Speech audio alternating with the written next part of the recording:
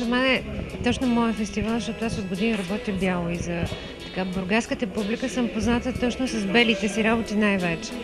И затова така, когато беше организиран преди 2 години, мисля, че беше предното издание, бях много щастлива.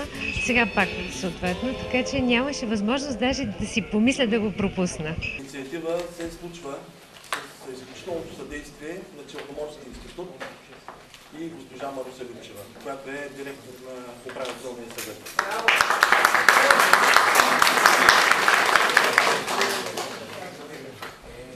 Въпреки че тази година представянето е малко по-скромно, но предвид само бургаските художници и фотографии, не можем да включим други форми на изкуството.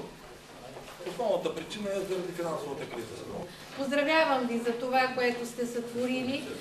Поздравявам ви за усилията, поздравявам ви за въображението, което проявявате и което винаги сте подарявали на всички нас, останалите, които само можем да се докосваме и да се радваме на вашите творби, без да можем да осъществим една такава мечта, която вие с лекота постигате. Бъдете мечтатели в бяло до следващия празник.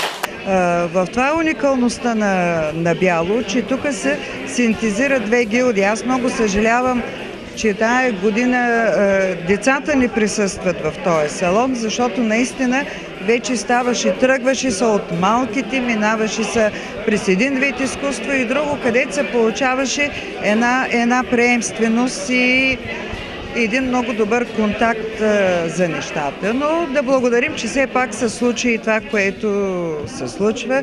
Дай Боже, все по-качествено да става. Голяма хубава художествена галерия, в която да тече на няколко етажа това събитие. Да ги има и децата, и фотографите, и живописта, и скулптурата, и бяла тишина, и музика, и да звучи може би и Георги Минчев, нали, в контекста на бялото. Само да сме живи и здрави. И дано. И дано.